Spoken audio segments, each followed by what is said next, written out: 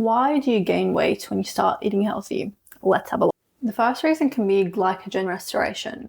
When you start eating more carbs or better quality carbs, your muscles refill their glycogen stores. And glycogen is a stored form of carbohydrate, and it's your body's preferred fuel source for training or daily movement. And this is a key part. Glycogen binds with water. So when glycogen increases, so does water. And that alone can cause a 1 to 3 kilo jump on the scale just within days, which this is a good thing.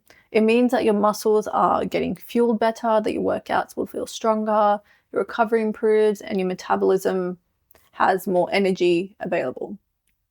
But people, unfortunately, tend to misinterpret this because they expect fat loss to show up immediately. Fat loss is slow, glycogen and water changes are fast, so that might be a reason why there is a mismatch between the scale and your healthy eating. Another reason can be food volume in your digestive system. So when you switch from processed foods to whole foods, you usually eat more fiber and more vegetables and more protein. These foods physically take up more space and digest more slowly, which is ultimately what you want. And that means that at any given time, there's literally more food sitting inside the digestive tract. And the scale does not separate between body fat and food in transit, at least not a regular weighing scale. It just shows total mass, which can be increased because of that extra food mass. So heavier digestion can look like weight gain, even when the body hasn't changed at all. So people often mistake this for fat gain when it's just simply the weight of food moving through the gut. Another major contributor is sodium and fluid shifts.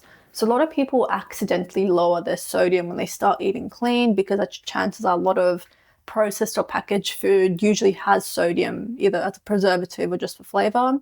And so they end up having a high sodium meal later on, which then creates a fluid shift. Low sodium makes the body conserve fluid, but then higher sodium later can temporarily increase water retention. So this shows up on the scale as weight.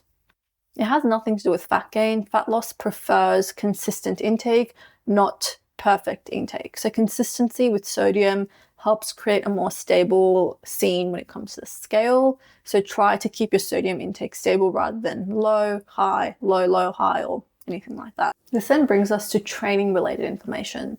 If you've started training or increase your training intensity, your muscles experience microscopic damage. And that's really part of how they adapt and grow stronger. Your muscles tear when you work out, you get filled in with protein, and they get stronger and bigger. And when this happens, fluid is pulled into muscle tissue. And that fluid increase can also change the scale weight temporarily. And soreness plus scale increases does not mean fat gain.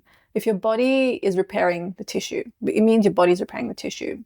And this inflammation settles as your body adapts. So it's not something to be concerned about long term. It's more of a short term thing. The lucky last one is stress response. Big lifestyle changes are all stress, even positive ones. Your body doesn't see good stress or bad stress. It sees stress as a blanket. And diet changes, new routines, more training, they all increase your total stress load. So stress raises cortisol, and cortisol increases water retention. And again, this masks fat loss, and it does not create fat, it just doesn't show it in the short term. So if you start eating healthier and the scale goes up, it's usually either water, glycogen, digestive content, inflammation, or things like that, maybe even a combination. It's not body fat. So the best thing to do is, instead of cutting food when this happens in panic, hold your intake steady for 7 to 10 days, keep sodium fairly consistent, and track your weekly averages, not daily numbers. Don't use a single data point, use weekly averages. And you can also use your waist measurement of clothes or how clothes fit as additional markers. So don't punish your body for adapting correctly. Stability comes first and then fat loss follows. If you enjoy this video, please make sure to like it and share it with people who need to see this. And leave a comment below on what you want to see next. Any comments, questions, queries, always happy to help. And wishing all happy digestive systems. Until the next one.